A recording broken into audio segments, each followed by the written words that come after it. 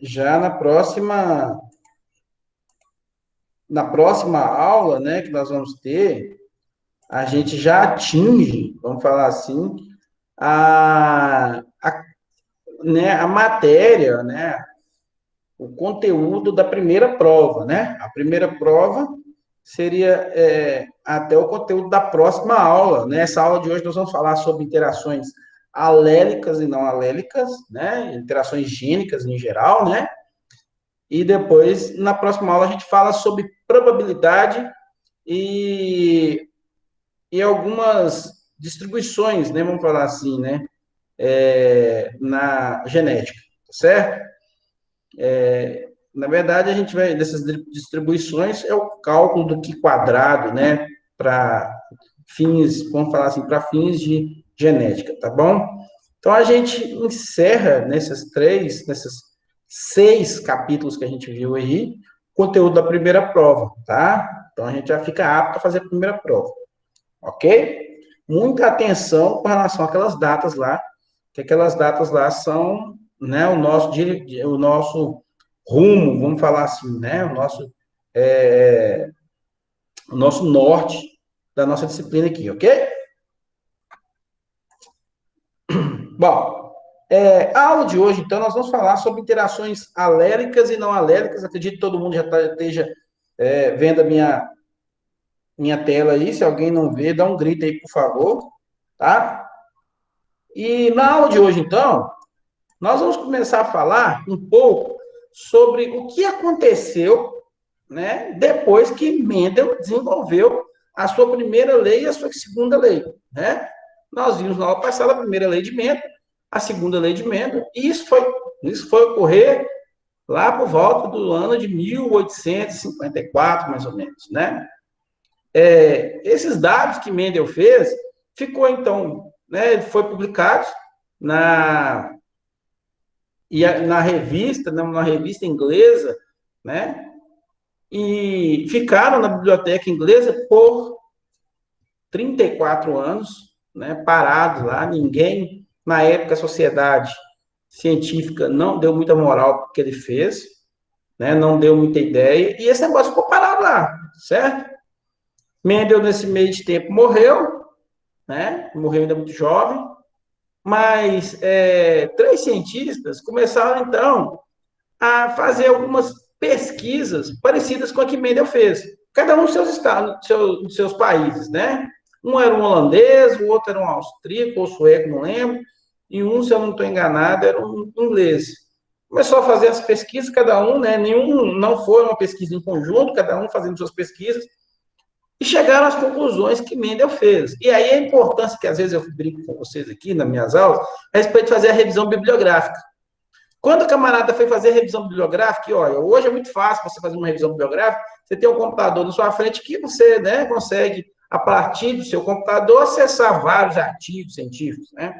Mas naquela época, para fazer uma revisão bibliográfica, você precisava ir nas bibliotecas, pegar, né, os livros, os artigos, começar a fazer esse trabalho de abrir e verificar se realmente alguém já tinha feito algo parecido com o que você está falando, certo? Então, é assim que o pessoal fazia antigamente. E na biblioteca durava anos, né? Enquanto hoje a gente faz uma revisão bibliográfica em um mês, o camarada às vezes leva 2, 3, 4 anos, até mais tempo, fazendo revisão bibliográfica, porque tinha que ler um monte de artigos, né? Hoje nós temos um sistema de busca muito mais fácil. E aí, quando esses caras começaram a fazer os, né, experimentos parecidos com o que Mendel fez, descobriram os experimentos de Mendel, e aí sim Mendel ficou conhecido.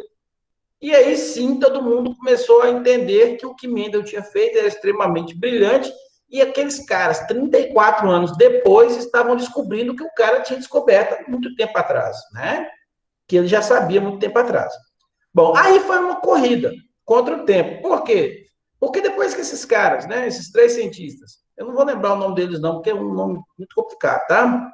Mas depois que esses 3 cientistas começaram, então, a publicar e referendar, né, o Mendel, todo mundo começou a fazer suas pesquisas, cada um na sua área. Todo mundo começou a correr e fazer pesquisas parecidas, né, para verificar se as outras características que eles estavam estudando também seguiam aquela proporção de 3 para 1. Então, o que a gente sabe, né, em resumo de Mendel, né, da primeira lei de Mendel? Bom, que se eu tivesse uma característica, né, com dominância completa, isso é muito importante a gente entender, dominância completa. Daqui a pouco a gente vai falar um pouco mais sobre isso, né? Então, quando eu tenho pais contrastantes, né, se eu tenho né, por exemplo, uma planta aqui, no caso das ervilhas, né, uma planta alta e a outra anã, ao ser cruzada, o heterozigoto vai ter a mesmo fenótipo, né, o mesmo fenótipo do homozigoto dominante, do pai, né? E esse heterozigoto na F1, e aí a gente tem a ideia de F1, a partir de hoje vocês vão começar a entender que o F1 é o híbrido, é aquele cara fruto de um cruzamento de indivíduos contrastantes, fruto do cruzamento. Hoje até a gente diz de F1, por exemplo, quando o indivíduo é cruzado, né, de diferentes raças, por exemplo, ou de diferentes linhagens. Então, o F1 sempre vai ser aquele filho híbrido, aquele primeiro filho fruto de pais que são contrastantes, pais puros, né? Então, o F1, quando ele se acasala com outro F1 ou se faz autofecundação, ele gera uma população sempre de 3 para 1, isso, lógico, 3 para 1 em termos fenotípicos. A gente chama isso de RF, ou razão fenotípica, tá certo? Sempre 3 para 1. Por que 3 para 1? Porque vai aparecer, nesse caso aqui, nesse experimento, 3 indivíduos que são altos e um indivíduo que é anão. Não é isso? Então, isso aí ficou, né? Mendel, né, estudou apenas um gene, e nós tínhamos essa ideia: 3 para 1 é um gene. Se eu estiver trabalhando com 2 genes, eu vou ter a proporção do 9 para 3 para 1. A gente falou isso muito bem na última aula. Aqui seria, está representado pela ervilha lisa e amarela, cruzada com a ervilha rugosa e verde, formando então na F1 de novo, um F1 de novo, um camarada híbrido, ou seja, ele tem o genótipo de um dos pais, desculpa, o fenótipo de um dos pais, mas o genótipo um pouco diferente, né? Um genótipo heterozigoto, carregando agora o alelo recessivo do outro pai, né? Ou os alelos recessivos do outro pai, certo? E aqui nós temos representado aqui os gametas que esse camarada pode produzir, né? E aí, a predição que a gente achava que seria 3 para 1, não é mais 3 para 1, fica sendo o quê? Fica sendo, nós teríamos nessa situação um 9 para 3 para 1, que representa 2 genes, né? Então, um gene, 3 para 1, 2 genes, 9 para 3 para 1. Só que o que os camaradas começaram a entender? Que essa herança mendeliana falhava. Nem sempre todas as características, e Mendel já tinha percebido isso, Mendel chegou a comentar isso num dos arquivos, desculpa, num dos escritos dele, né, dos artigos dele, que ele só teve sucesso com aquelas 7 características. Outras características não tinham o mesmo desempenho. E aí, né, começou-se a tentar entender por que essa 3 para 1 falhava. Um dos caras que começaram a sacar isso foi, né, aliás, um não, 2 caras, foi Bateson e Punet. Bateson era um geneticista, Punet um matemático. Esses caras juntaram e começaram a observar a crista de galinhas lá em 1905. Vamos lembrar de novo. Mendel desenvolveu a técnica, né? Desenvolveu todo esse artigo em 1954, ficou 34 anos na obscuridade. Então, por volta ali dos anos de 1900 aproximadamente, ele começou a ser conhecido. 10 anos depois, 15 anos depois, mais ou menos, esses caras resolveram tentar reproduzir o que Mendel fez em galinhas, observando crista de galinhas, tá certo? Lembra, a informação antigamente não era tão rápida quanto hoje, levava 5 anos, 10 anos para o mundo inteiro ficar conhecendo o que eu tivesse feito lá um tempo atrás, tá? Então era muito difícil chegar a informação, né? As informações eram muito locais. E as galinhas, ela tem uma coisa interessante, porque ela tem 4 tipos de crista. Uma dessas cristas é esse tipo que vocês estão vendo aqui, que é a crista rosa, a outra que é conhecida como crista ervilha, uma que é conhecida como crista noz, pode ver que ela é bem diferente das demais, e a mais famosa de todas, que a gente mais vê na população, é a crista simples, tá certo? E aí esses caras começaram a entender, queriam entender o que acontecia com a crista das galinhas. primeiro experimento que Bates e Punnett fez foi cruzar indivíduos de crista rosa com indivíduos de crista simples. Eles sabiam que os indivíduos de crista simples eram homozigotos recessivos. E eles sabiam que os indivíduos de crista rosa eram homozigoto dominante. Então, quando eles cruzaram um indivíduo de crista rosa com um indivíduo de crista simples, o que eles obtiveram? Eles obtiveram na F1 todos os indivíduos de crista rosa. 100% crista rosa. E aí eles cruzaram, né, entre si machos de crista rosa com fêmeas de crista rosa. Quando eles fizeram esse cruzamento, eles obtiveram 3:1. Eles obtiveram 3 indivíduos crista rosa para 1 indivíduo de crista simples. Ora, até aqui o experimento de Mendel batendo certinho. Só que eles sabiam que não era esse o único meio ou única forma de você ter, ou seja, só não existia crista rosa e crista simples nas galinhas. Existia uma outra crista que era a crista ervilha. Aí eles cruzaram crista ervilha com crista simples. Lembra quando eu disse a vocês que isso aí era um cruzamento teste? O que é um cruzamento teste? Quando você cruza um genótipo que você não sabe com o recessivo. Porque o recessivo você tem certeza do genótipo dele. É o único que você tem certeza do genótipo é o recessivo, os demais você não tem certeza. Então, eles fizeram um cruzamento teste, pegou uma ave de crista ervilha com um indivíduo de crista simples, cruzou. Resultado, 100% dos animais na F1 foi de crista ervilha. Aí, quando eles cruzaram, né, os F1s entre si, eles obtiveram também o 3:1 na crista ervilha, sendo 3 indivíduos de crista ervilha, 1 indivíduo de crista simples, tá? Então, aqui começou-se as indagações. Ora, eu tenho uma crista rosa, que quando eu cruzo com crista simples, sai 3 indivíduos de crista rosa para crista... Aliás, quando eu cruzo um indivíduo crista rosa com um indivíduo crista simples, sai um indivíduo de crista rosa, mas quando eu cruzo eles entre si, esses F1s, sai 3:1. Rosa em relação a simples. Mas eu tenho também indivíduos crista ervilha, que quando eu cruzo com indivíduos crista simples, sai na F1 crista ervilha. Quando eu cruzo eles entre si, sai no 3:1, mas para crista ervilha. E aí esses caras pegaram e começaram a ficar, né, entendido. Falando, e se eu cruzar um indivíduo de crista rosa com um indivíduo de crista ervilha? O que vai acontecer? Afinal de contas, crista rosa não era dominante? Crista ervilha também não era dominante? Cruzou-se. Ao cruzar o indivíduo crista rosa com o indivíduo crista ervilha, eles tiveram na F1 100% dos indivíduos de uma crista diferente, chamada crista nós. Ou seja, não era nem rosa e nem ervilha, eu tinha uma crista nós aí nessa história. Tá certo? Quando eles cruzaram a crista nós entre eles, aí o que eles descobriram? Olha que interessante. Bom, o cruzamento F1 de 2 indivíduos crista nós gerou 9 indivíduos crista nós.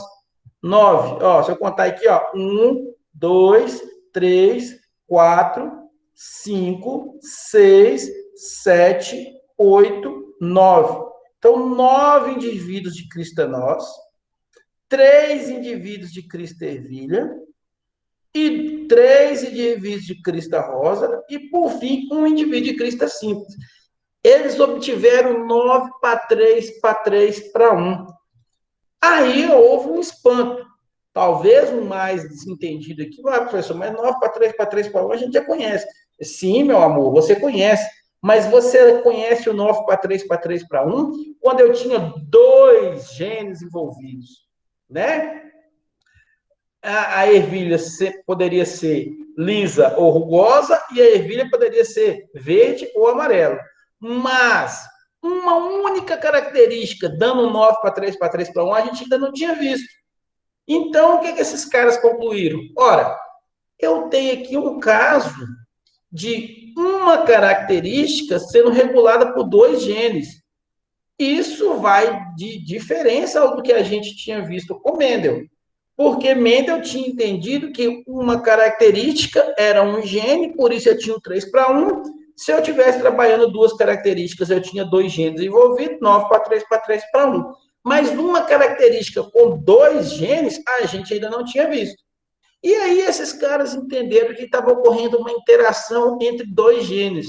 2 genes estavam interagindo entre si, formando, né, uma característica completamente diferente, que também ainda dava relação 9 para 3 para 3 para 1, tá certo? Nesse sentido, gerou-se essas dúvidas, e aí essas pesquisas continuaram a entender o que poderia estar acontecendo, né? E aí o que a gente pode falar é o seguinte: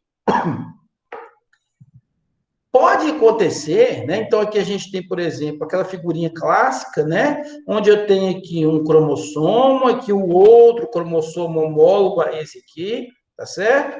Ou seja, esse aqui só vai aparecer quando os indivíduos estão duplicados, quando eles estão próximos para fazer sua divisão celular, né? Aliás, estou falando besteira aqui, desculpa. Aqui é o seu homólogo e aqui seu outro homólogo. Essa é a forma simples que a gente encontra os cromossomos, né? Ele vai ser duplicado se ele tivesse uma outra perninha do lado de cá, uma outra perninha do lado de cá. Essas perninhas a gente chama de cromátides, né? Aqui está tudo certinho, está simples, aqui também está simples, significa que eles não vão entrar em divisão celular, não, estou falando errado, e que eles estão, então, na sua forma mais simples, que é o seu cromossomo e o seu outro homólogo. Um deles veio do pai, o outro veio da mãe. Aqui é a mesma coisa, eu tenho um cromossomo com o seu homólogo, um deles veio do pai, o outro veio da mãe, só com um cromossomo diferente. Se esse cromossomo aqui, né, que está com o gene B, entrar, né, em interação com o cromossomo R, ou seja, se, por exemplo, né, um desses cromossomos aqui, né, são responsáveis pela crista do tipo ervilha e o outro é responsável pela crista do tipo rosa, esses caras estão entre si, né, tendo um tipo de interação que a gente chama de interação gênica. Um e o outro estão se controlando a característica. Mas pode acontecer também de haver uma relação, né, diferente entre os alelos. Ou seja, aqui eu tenho um alelo R grande, aqui eu tenho um alelo R pequeno, o alelo R grande é uma forma de representar a característica, o alelo R pequeno uma outra forma. Esses caras, eles podem ter uma interação entre si, assim como esse também pode ter uma relação entre si.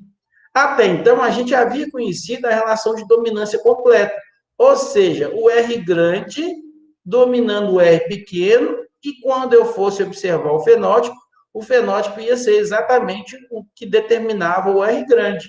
Mas será que isso sempre aconteceu? Será que pode haver uma interação entre esse R grande e esse R pequeno que não seja de dominância completa? Bom, sim, existe e é o que a gente vai estudar agora. Existem algumas interações que a gente chama de interações entre os alelos, ou interações alélicas, que não são aquelas interações de dominância completa que a gente viu. Qual que é a consequência disso? Não vai acontecer o 3 para 1. A relação que a gente está acostumado é a dominância completa, é a 3 para 1. É aquela que a gente viu lá na aula passada. Eu tenho uma planta que é alta, uma planta que é anã. Quando eu cruzo esses dois, eu vou ter o heterozigoto, e a cruzamento dos heterozigotos, eu vou ter a relação 3 para 1, ou seja, 3 indivíduos altos para um anão. Essa é a normal. Mas existe uma outra que a gente vai começar a conhecer agora, que chama redominância incompleta. Deixa eu só explicar uma historinha para vocês aqui.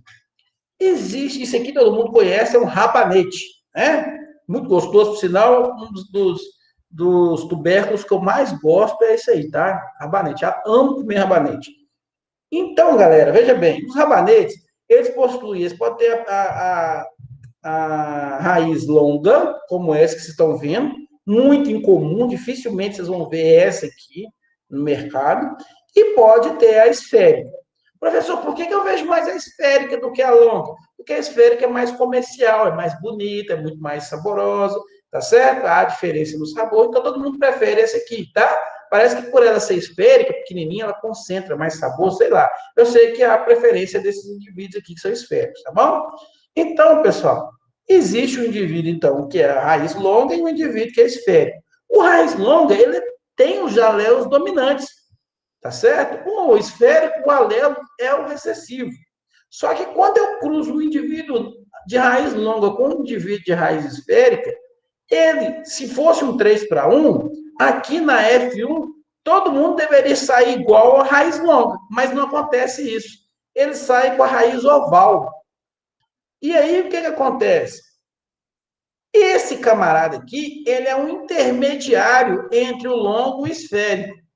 Não significa que eu tenho dominância completa. Por isso que a gente chama isso aqui de dominância incompleta. Por que dominância incompleta? Porque esse camarada aqui, ele, lógico, ele se aproxima mais do indivíduo longo, mas ele ainda, né, tem algum resquício de esférico, ele ainda é um pouco arredondado. Ele não é compridinho igual o longo. Por isso que a gente chama de dominância incompleta. Significa que, nesse sentido, o homozigoto recessivo também tem uma força para formar o heterozigoto. É diferente lá da dominância completa, onde, quando eu tenho um heterozigoto, não aparece nada do fenótipo do homozigoto recessivo, só do homozigoto dominante. Aqui não, o homozigoto recessivo, mesmo que um pouco mais fraco, mas ele ainda se expressa. Quando eu cruzo dois indivíduos, né, ovais, né, plantas de dois indivíduos ovais, o resultado sai o quê? Olha lá, a grande, vai sair um indivíduo longo.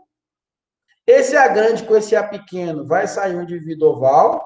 Esse A pequeno de cá com o A grande vai sair outro oval. E esse A pequeno com esse A pequeno vai sair um esférico. Aqui aparece uma relação que não é mais 3 para 1. Aparece uma relação de 1 para 2 para 1. Está entendido? Por isso que ele é uma alteração do 3 para 1. O 3 para 1 ele funciona, ou funcionou com Mendel, né? Certinho lá, para aquelas 7 características. Mas as ervilhas tinham outros tipos de dominância entre alelos, de outras características, e aqui nós temos um exemplo em rabanetes, que não tem a relação 3 para 1, mas 1 para 2 para 1. Mendel não percebeu isso. Foram outros cientistas que começaram a perceber essa relação. Tá certo? E aí ficou conhecido como dominância incompleta.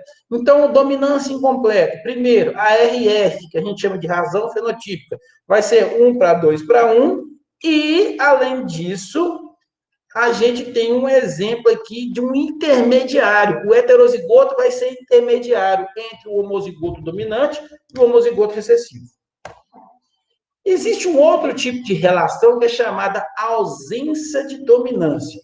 Isso é muito comum com indivíduos da raça Shortland, tá? Existem outras raças que também têm isso, mas eu peguei aqui como exemplo a raça Shortland. A raça Shortland, ela tem um indivíduo pode ser branco ou pode ser vermelho. Não há diferença em termos de produtividade, tá bom? Talvez um pouquinho de diferença no suportar o calor, né? Um pouco mais adaptável ao calor, tá certo? Mas não há muita diferença, não. Só que os indivíduos brancos, eles são homozigotos, né? E os indivíduos vermelhos também são homozigotos. E aqui não há uma relação de dominância ou de recessividade. Por isso que eu represento eles como R maiúsculo 1, R maiúsculo 1, ou R1, R1 para os indivíduos brancos e R2, R2 para os indivíduos vermelhos. Note que aqui eu não coloquei maiúsculo e minúsculo, porque esse tipo de dominância entre os indivíduos da raça Short, ele não existe essa dominância. Ele é um exemplo de ausência de dominância.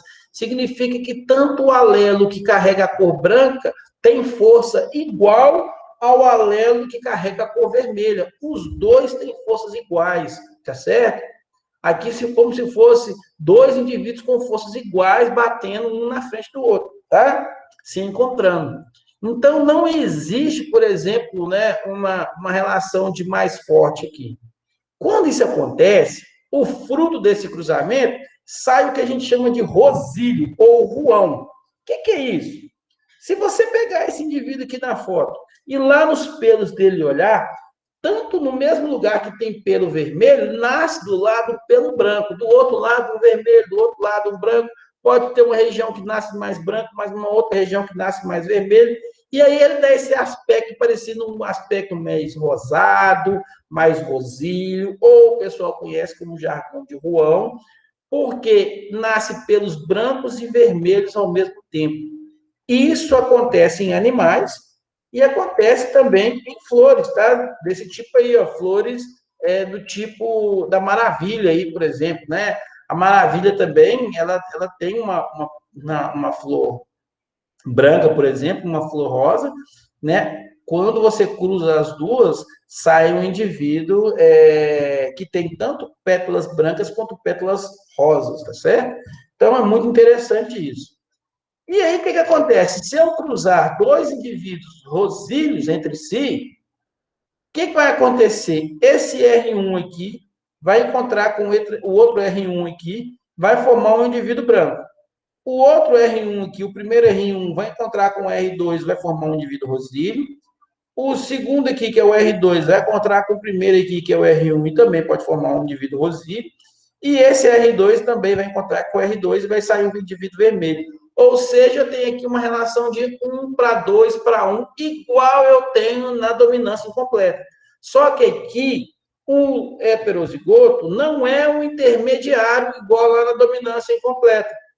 Aqui, na ausência de dominância, o heterozigoto é um indivíduo diferente, que tem tanto, metade dele vai ser exatamente igual a um pai e a outra metade vai ser exatamente igual ao outro pai. Tá certo? O professor, Pode falar. e no caso da vaca malhada, ela é dominância incompleta ou ela é Não, a vaca aberta? malhada que você fala seria. Bom, Preto aí e branco, depende da raça, tá certo? Por exemplo, se for holandês, holandês. holandês existe. Na verdade, holandês existe. A cor branca ela é comum a todos. A cor preta e vermelha, aí sim é um gene, que dá cor preta ou vermelha em holandês. A cor preta é dominante e a cor vermelha é recessiva.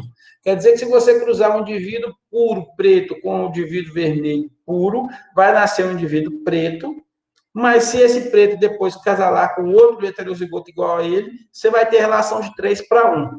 Então, vai depender da raça que a gente está trabalhando, tá? Algumas raças, o que a gente sabe é que existem 5 genes responsáveis pela cor de pelos em bovinos, tá certo?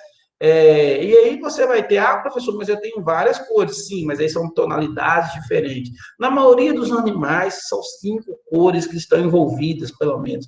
Cores primárias, que é o preto, o vermelho, tá certo?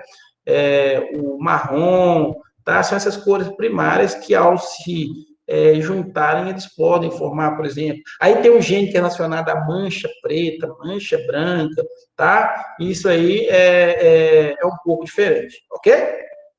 Ah, tá.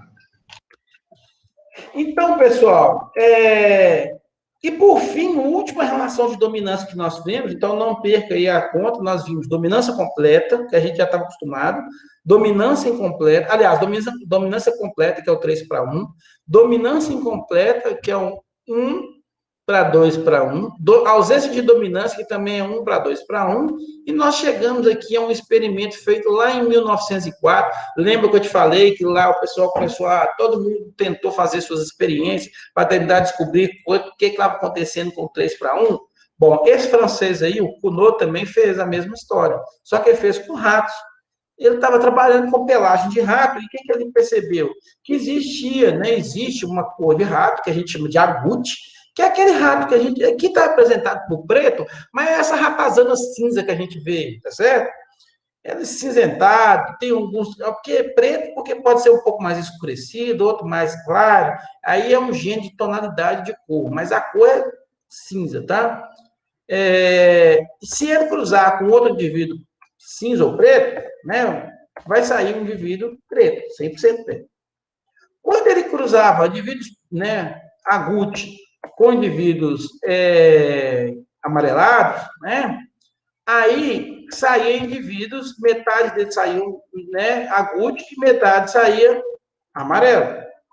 Mas quando ele cruzava um indivíduo amarelo com outro amarelo, aí sempre estava saindo um indivíduo, né, preto e um indivíduo amarelo, mas uma relação sempre de 2 para 1. ou um terço dos indivíduos saíam, né, agudos, 2 terços saíam amarelados. E aí, isso é uma relação completamente diferente do que a gente está acostumado, e ela ficou conhecida como uma relação 2 para 1. Mais tarde, identificou-se que a ratazana, quando ela era cruzada, 2 indivíduos amarelos, alguns indivíduos tinham morte embrionária. Aí, entendeu-se que os genes letais acontecia de seguinte forma. Um indivíduo que era preto, ele era o dominante. Ele era o A grande, quando ele cruzava com o outro A grande, nascia indivíduos A grande. Pronto. Então, quando ele cruzava o indivíduo A grande com o amarelo ele não era o recessivo, ele era um heterozigoto, tá certo? Então, ele era um heterozigoto. Ou seja, o amarelo era o A grande A pequeno. Então, quando eu cruzava o indivíduo A grande com o A grande A pequeno, metade dos indivíduos vão sair A grande, e a outra metade dos indivíduos vão sair A grande A pequeno. Só você fazer aquela relaçãozinha lá do quadrinho de Punnett, você vai ver que a metade sai A grande, e a outra metade sai A grande A pequeno. Mas quando você cruza 2 heterozigotos, ou seja, 2 A grande A pequeno, né, com o outro A grande A pequeno aqui, deveria sair, né, 1:2:1. Isso era formado intrauterinamente. Sairia um indivíduo A grande, 2 indivíduos A grande A pequeno e um indivíduo A pequeno. Só que esse A pequeno, ele não seguia na gestação e morria ainda na fase embrionária. Lógico, na hora que você fosse olhar, a relação saía sempre 2:1. Mas ele é um 3:1 modificado. Aí ficou conhecido como genes letais, 2:1. Certinho? Isso existe em bovinos, existe em suínos, existe em aves, tá certo? Até em nós, humanos, tem genes letais, tá? Existem esses genes letais aí, que alteram o heterozigoto, ele tem morte embrionária, e aí ele não segue a sua vida. Por isso que ela é conhecida como uma relação 2:1. O que acontece? O que a gente entendeu foi que se eu tiver 3:1 acontecendo de um lado e o 3, né? Aliás, se eu tiver uma relação de B grande aqui de um lado e B pequeno, quando cruzar, se esses caras aqui, se o B grande tiver uma dominância completa sobre o pequeno, eu vou ter relação de 3:1 aqui. Se isso acontecer em outro locus, quando eu fizer o cruzamento desses 2 indivíduos, vai ser, desses indivíduos que, considerando esses 2 cromossomos, eu tenho uma relação de 9:3:3:1, que foi o que Mendel encontrou quando ele cruzou ervilhas lisa e amarela com ervilhas verde e rugosa. Mas e se acontecer dele ter num locus 3:1, e no outro locus, ou no outro gene, ele for um gene, por exemplo, de dominância incompleta, ou seja, 1:2:1. Aí a relação não vai ser mais de 9:3:3:4. Essa relação vai ser essa que vocês estão vendo aqui, ó. 3:6:3:1:2:1. Ou seja, serão formados 6 classes diferentes. Da onde saem essas classes? Ora, multiplica aqui, ó. 3 vezes 1 dá 3. 3 vezes 2 dá 6. 3 vezes 1 dá 3 de novo. Agora aqui, ó. 1 vezes 1 dá 1. 1 vezes 2 dá 2. E 1 vezes 1 dá 1 de novo. Então, se eu tiver num locus 3:1 e no outro locus 1:2:1, não vai ser mais de 9:3:3:4. Vai ser alterado para 3:6:3:1:2:1. Pode acontecer de num locus eu ter o 3:1 e o outro 2:1. E aí eu não vou ter mais aquela relação de 9:3:3:4, porque agora eu vou ter, ó, 3 vezes 2, 6, 3 vezes 1, 3, 1 vezes 2, 2 e 1 vezes 1, 1. Aí a relação que era 9:3:3:4, agora vai ser 6:3:2:1, certo? Se acontecer dos dois locos, 1:2:1, aí eu tenho essa relação gigantesca aqui, ó, com 9 classes, né? Que é a multiplicação desses 2 indivíduos. Se eu tiver 2:1 num locus e 1:2:1, aí eu vou ter 6 classes, né? Sendo 2:1:4, para 2, para 2:1. E se eu tiver 2:1 nos 2 locus, vai acontecer o 4:2, para 2:1. Então, vocês notem, galera, que depois que se descobriu esses tipos diferentes de dominância, aquela relação clássica, linda, que Mendel encontrou de 3:1 para um gene, 9:3 para 3 para 1 para 2 genes, ela se desfez, porque ela é verdade até certo ponto. Pode acontecer, e só vai acontecer, né, o 3:1, se tiver dominância completa entre os alelos, mas se não tiver mais dominância incompleta, eu tenho outros 3 tipos, que é ausência de dominância, aí eu vou ter 1:2:1, eu vou ter dominância incompleta, que também vai ser 1:2:1, ou vai ser o genes letais, que é o 2:1. Se isso acontecer nos 2 locos, vai depender do que eu tenho. Aí eu não vou ter mais 9:3 para 3 para 4, quando eu tinha os 2 locos com 3:1. Vai ser, né, tudo alterado quando eu tiver dominâncias que não sejam dominâncias completas nos locos que a gente está estudando. Tá? Altera o 9:3 para 3 para 1. Certo? Então, aquilo que Mendel fez é verdade, desde que eu tenha dominância completa nos 2 locos. Se acontecer uma diferença nesses 2 locos, já se altera o 9:3 para 3 para 4, e aí vai ter uma dominância, aí vai ter uma relação fenotípica completamente diferente. Certo? Então, tá entendido até essa parte, galera? Tranquilo aqui? Tranquilo, professor. Ótimo. Vamos passar para um outro tipo de interação que a gente chama de não alélica. Essa interação não alélica foi conhecida como epistasia. E tem um pouco a ver com o que aqueles caras lá, o Punet e o Bateson, descobriram. Porque esse epistasia, essa origem grega aí da palavra epistasia, o epis tem a ver com sobre, e essa estasia como inibição. Esses caras conseguiram descobrir que existia uma possibilidade de um gene controlar a expressão do outro gene.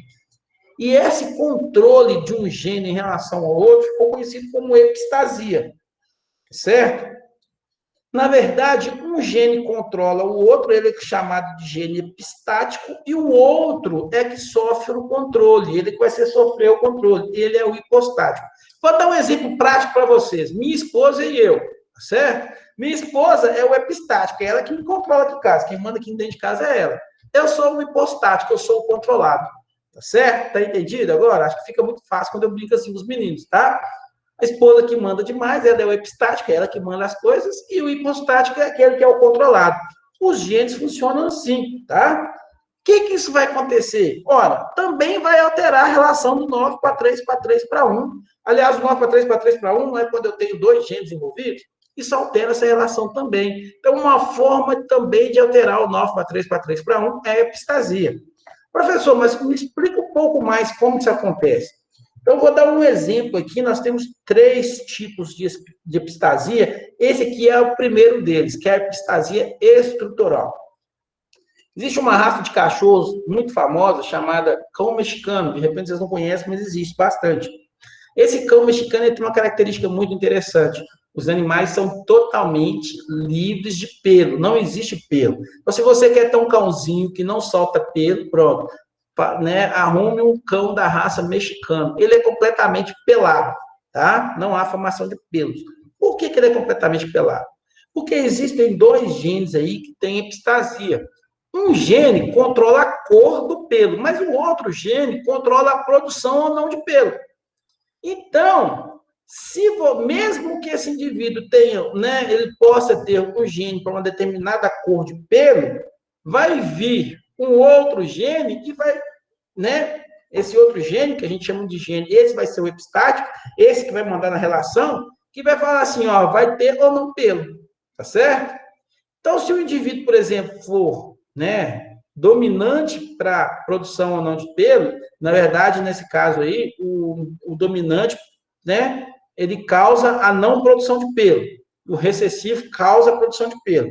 Então, se ele tiver dominante para produção de, né, não produção de pelo, não importa se esse cachorro vai ser caramelo, se ele vai ser branco, se ele vai ser preto, ele não vai produzir pelos.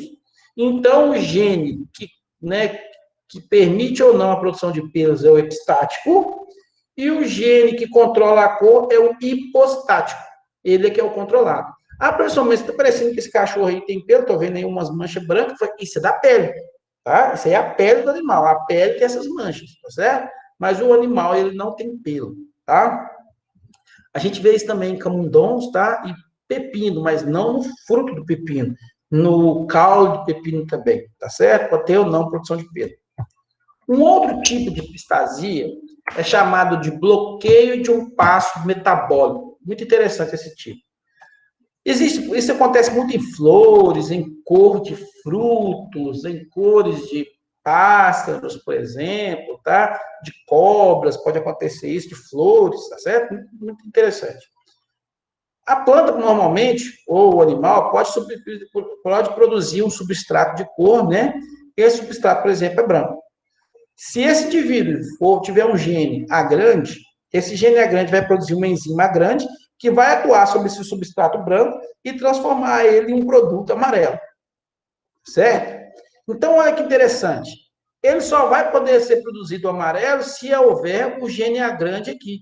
Se o indivíduo tiver pelo menos um gene A grande, um alelo A grande, estou falando de gene, mas correto é falar o alelo, né?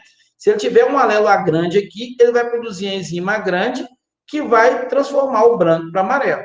Mas se ele tiver um alelo A pequeno, não há produção da enzima A grande, então não há conversão do branco para amarelo. Então, a cor que vai ser apresentada vai ser a branca, pelo fruto, por exemplo, pela flor, ou pela cor do animal aqui, vai ser branco.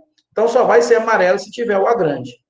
Entretanto, pode ter um outro gene, que é o gene da cor, né, vermelha, que transforma essa cor amarela em vermelho. Se o indivíduo for B grande, se eu tiver pelo menos um alelo B grande, ou seja, se for B grande, B grande, ou B grande, B pequeno, ele vai produzir uma enzima B grande que converte o produto A, que é amarelo, em produto B, que é vermelho. E aí vai produzir a cor vermelha.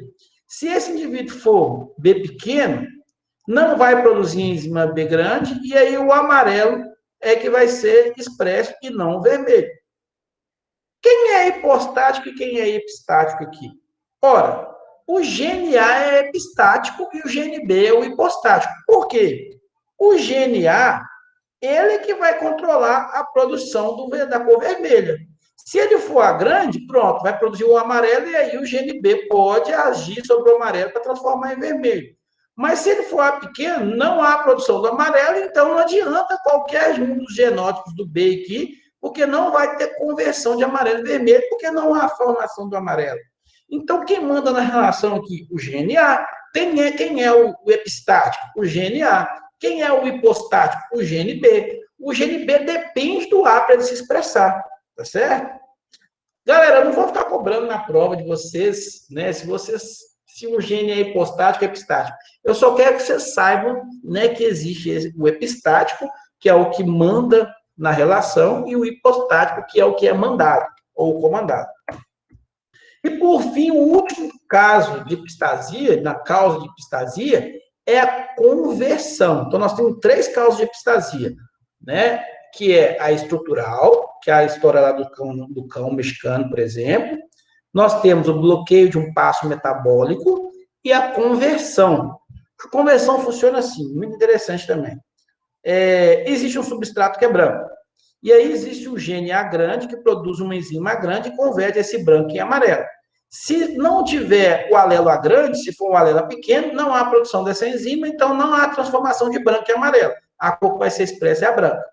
Mas se houver o A grande, então vai ser expresso o produto A grande, o produto A, que é da cor amarela. Mas existe um outro gene, chamado gene B, que produz uma enzima B e que converte esse amarelo de novo para branco. Se esse camarada for B pequeno, aí sim ele não vai produzir enzima B grande e o produto vai ser amarelo.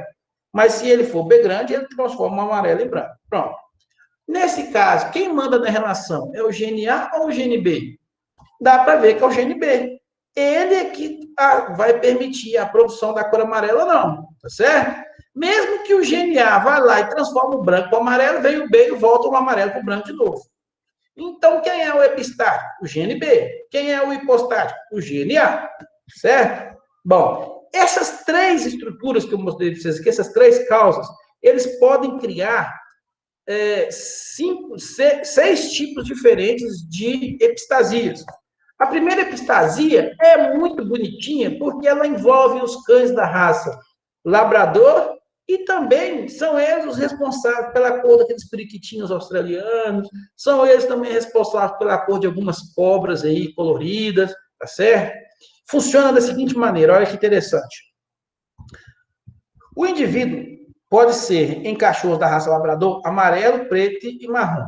Antes, eu já vou responder uma pergunta. Professor, isso acontece em todas as raças? Não. Algumas raças de cachorro, principalmente a raça labrador. Outras raças é outro esquema que acontece, tá bom? Bom, então existe esse aqui que é o caramelo, e esse indivíduo caramelo funciona da seguinte forma, tá certo?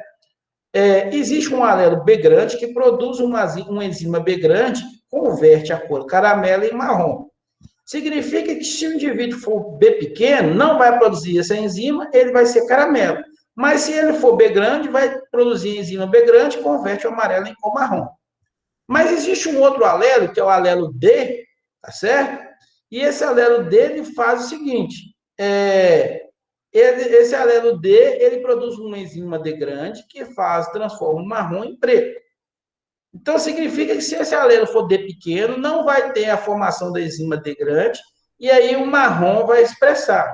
Mas se for alelo D grande, o marrom, então, é convertido em preto. O que isso acontece? Bom, se eu cruzar indivíduos heterozigotos entre si, ou seja, se eu cruzar um indivíduo que é B grande, B pequeno, D grande, D pequeno, o que vai acontecer? Vão acontecer 16 indivíduos aqui diferentes. Mas 9 desses indivíduos vão ser pretos. Por que ele vai ser preto? Todos esses indivíduos que vão ser pretos, eles têm pelo menos um alelo B grande, que transforma o caramelo em marrom, e o D grande, que transforma o marrom em preto. Então, 9 desses indivíduos vão ser do tipo B traço, D traço. Então, vai ter indivíduos preto. Certinho? Por isso que o preto é muito mais comum de obter.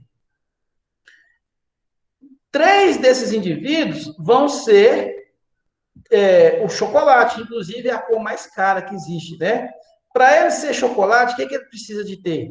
Ele precisa de ter um alelo B grande, que vai converter o caramelo em chocolate, mas ele tem que ser D pequeno, porque se ele for D grande, converte o chocolate ou o marrom, né, para preto. Então ele tem que ser D pequeno, aí ele vai ser do tipo chocolate. Mas se ele for B, se ele tiver um B pequeno, não importa se ele vai ser D grande ou D pequeno, aqui não importa. Porque se ele for B pequeno, não há produção, né, conversão do caramelo em preto, aí ele vai ser da cor caramelo. E aí eu tenho 4 tipos diferentes. Ora, que legal isso aqui, sabe por quê? Lembra que se eu estou trabalhando com 2 genes, eu teria a relação 9:3:3:1, aqui é uma alteração dela. Eu ainda tenho 9, está aqui os 9, eu ainda tenho 3, que está aqui os 3, mas o 3 e o 3 e o 1, que completaria aqui o 9:3:3:1, o 3 e o 1 se juntaram. Por que eles se juntaram? Por causa do B pequeno, B pequeno. Todos esses caras aqui têm B pequeno, B pequeno.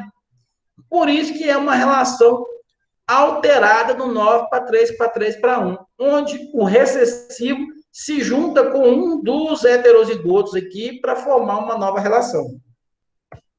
Um outro exemplo que a gente vai ver acontece em folhas de feijão, tá certo? Cor do tegumento e flor de feijão, muito interessante. É chamada de... desculpa, esqueci de falar que essa epistasia aqui é chamada de epistasia recessiva, tá? O 9:3:4. Essa epistasia aqui é chamada de recessiva dupla. Como é que ela funciona? Existe um substrato que ele é incolor e um alelo P grande produz uma enzima P grande que transforma esse substrato incolor em um outro produto intermediário que também é incolor, certo? Quer dizer que se ele for o alelo P pequeno, se ele for um indivíduo P pequeno, não há produção dessa enzima, então a cor que vai ser o substrato incolor, aí a flor vai ser branca. Mas se ele tiver um alelo P grande, ele já transforma esse substrato em incolor, em produto intermediário, que também é incolor, ou seja, vai ser da cor branca. Mas existe um outro alelo, que é o alelo V grande, que produz uma enzima V grande e que transforma esse substrato, esse produto incolor aqui, em violeta. Ele só age nesse intermediário, ele não consegue agir sobre eles. Aí ele transforma esse intermediário em violeta. Significa que o indivíduo, por exemplo, se ele for P pequeno, ele já vai ser incolor. Se ele for P grande, mas tiver um V pequeno, ele vai ser incolor. Mas se ele tiver um P grande e tiver um V grande, pronto, ele vai ser violeta. Então, acontece, igual havia dito para vocês, com indivíduos, né, lá da cor da semente e também da flor do feijão. Se vocês observarem aqui, ó, todos esses indivíduos que eu estou aqui, que são nove indivíduos desses, são violeta, porque ele tem um P grande e um V grande. Ele precisa ter um P grande para produzir o intermediário e um V grande que vai pegar o intermediário e produzir violeta. Se ele for um P pequeno, ele já não vai mais produzir violeta e ele vai ser de que tipo? Branco. Então, vão ser 7 tipos brancos aqui, ó, tá certo? Então, por isso, 9 para 7. É uma alteração do 9 para 3 para 3 para 1. Mas de que forma? O 9 ficou sendo uma classe e os outros, o 3 para 3 para 1, os três juntaram e formaram uma classe com 7. Então, 9 para 7. Terceira relação que a gente vai ver é a epistasia dominante. Acontece em abóbora. Estou acabando já, viu, galera? Mais 2 slides aí a gente acaba. Existe um substrato incolor que produz um alelo L grande, tá certo? Né? Que é responsável por uma enzima L grande. Esse substrato incolor, depois que esse alelo L grande, né, produz a enzima L grande, transforma ele em pigmento amarelo. E aí a abóbora vai ser amarela.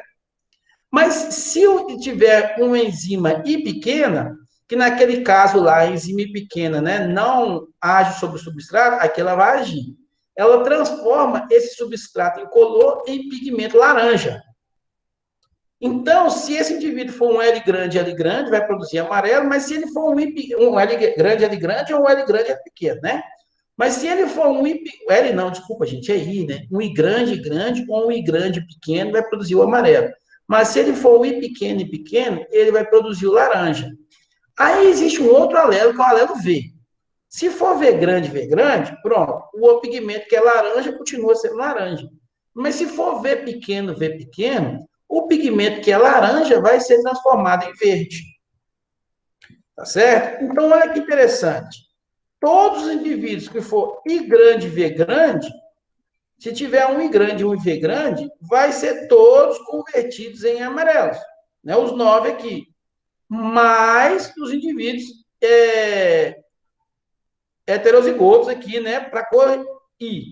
Se o indivíduo tiver, né, o substrato amarelo, mas se ele tiver um V pequeno, né, aqui junto, aí ele vai ser produzido a cor do quê? Laranja.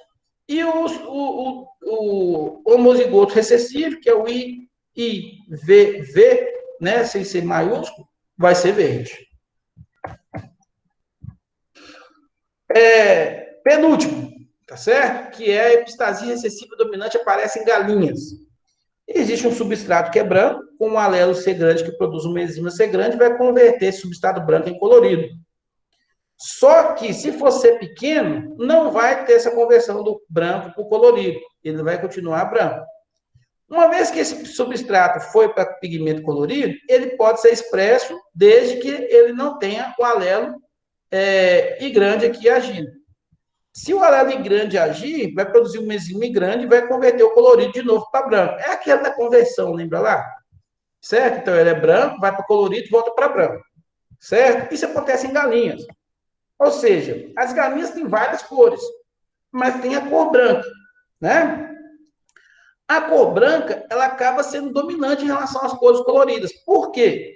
Porque se o indivíduo, né, mesmo que o substrato seja branco, mesmo que o indivíduo seja colorido, seja formado um indivíduo colorido, a conversão da cor para branco. Ele só vai ser colorido se ele for I pequeno e pequeno. Então, se eu tiver um I pequeno e pequeno, ele vai ser colorido. Mas se ele tiver um I grande, ou um I grande, ou um C grande, ele já vai ser branco. Ou se ele tiver um I pequeno, C pequeno, que também vai ser branco. Nesse sentido aqui, se junta, né, todos os dominantes, um dos, né, que é os 9, mais um dos 3, que é um recessivo, mais o totalmente recessivo, que é o 1. E então forma a relação 13 para 3. E a último exemplo de epistasia que a gente vai ver, que é os genes duplicados, que funciona assim. Existe um substrato que age uma enzima A, formada pelo alelo Lagrange, que vai produzir um produto final. Mas existe uma outra enzima, né, também produzida por um alelo B, que é diferente desse aqui, que também age o substrato sobre esse mesmo substrato e produz o mesmo produto que a alelo A produz. Nesse caso, é um exemplo de uma fruta do cerrado conhecida como Capsela bussa pastori ou bolsa de pastor. Ele é um fruto, ele é na forma de coração.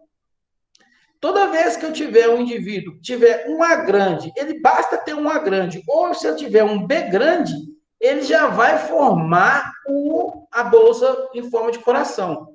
Ele só vai ter a forma cilíndrica se ele for totalmente recessivo.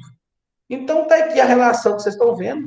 Todos esses indivíduos aqui vão ser do tipo coração. Só esse pequenininho aqui que vai ser cilíndrico. Tá bom? Então, esse era o último que a gente viu. Então, conclusão, pessoal, para a gente terminar nossa aulinha de hoje. Serão epistasias, todas aquelas que a gente viu, 15 para 1, né, que é a da bolsa de pastor, o 9 para 3 para 4, que é a do labrador, dos periquitos australianos, das cores de cobras, tá? O 12 para 3 para 1, que é o das abóboras lá, o 9 para 7, que é do tipo lá da cor da flor do feijão, ou o 13 para 3, que era da cor das galinhas. Todos esses são epistasias, são uma combinação diferente do 9 para 3 para 3 para 1. Se você somar todos esses aqui, vão dar 16. Mas 16 não é de qualquer jeito que ele é formado. Ele é formado a partir do 9 para 3 para 1. Ou o 9 se juntando ao 3, formando 12 para 3 para 1. Ou o 9, né, ficando sozinho, e o 3 com o outro 3 e o 1 se juntando e formando 7. Ou juntando o 9 e os dois 3, formando 15 para 1. Certo? Ou seja, há uma junção entre as classes. Mas não será epistasia, por exemplo, 10 para 6. Isso é impossível, tá, de formar. O 10 para 6, que biologicamente, não tem como você juntar o 9 com o último 1, né, para formar o 10 para 6, né, e os dois intermediários se juntar. Assim como você não vai ter uma epistasia 10 para 3 para 3, que é o 9 juntando com o último 1 e os outros 2, 3 lá formando uma classe sozinha. Também não vai existir. E também não vai existir o 12 para 4, porque o 12 para 4 é o 3 para 1. Se eu dividir 12 por 4 dá 3, se eu dividir 4 por 4 dá 1, é o 12 para 1. Né? Então, o 12, desculpa, o 3 para 1. Então, o 12 para 4 também não existe. Ok, pessoal? Não vou falar desses exercícios aqui, nós não temos mais tempo, tá? Depois, se vocês quiserem olhar esses exercícios, vocês fazem lá. A gente fica por aqui, ok? Alguma dúvida, galera? Não. É muita coisa, né? Eu sei, galera, eu sei que é muita coisa, vocês me perdoam, mas não tem como fazer diferente. Genética não é fácil, é muita história que a gente tem que contar aqui para vocês, tá?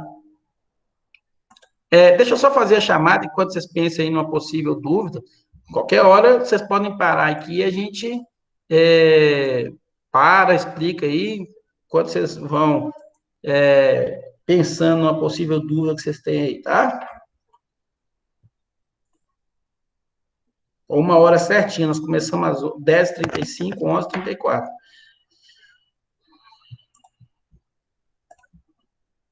Pessoal, estou muito preocupado com uma aluna, não sei se vocês conhecem, ela chama Amanda Rodrigues Siqueira. Depois vocês observem aí, conversem com ela, se ela realmente saiu da disciplina ou não, porque ela já está com uma quantidade de faltas gigante aí, ó. 7 faltas, tá?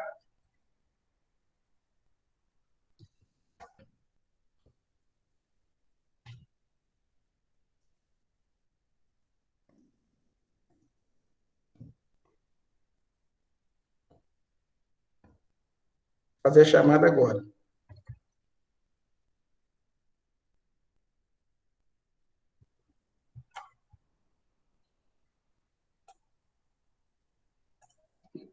Então vamos lá, deixa eu ver quem está aqui para eu poder fazer a chamada. E aí, vocês vão me ajudando, pessoal. A Amanda, né, não está por aí, né? Já vi.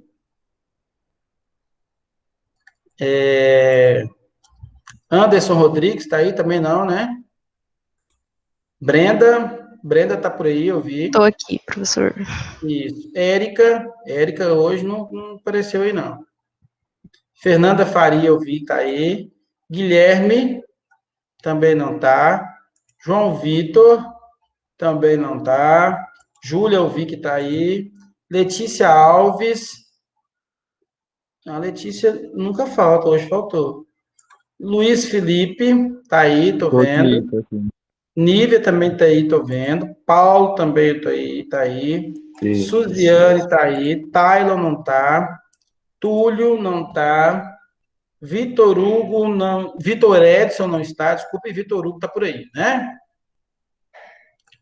Pessoal, então tá bom, muito obrigado. Se alguém tiver alguma dúvida, diga aí. Se não tiver, a gente dá por encerrado.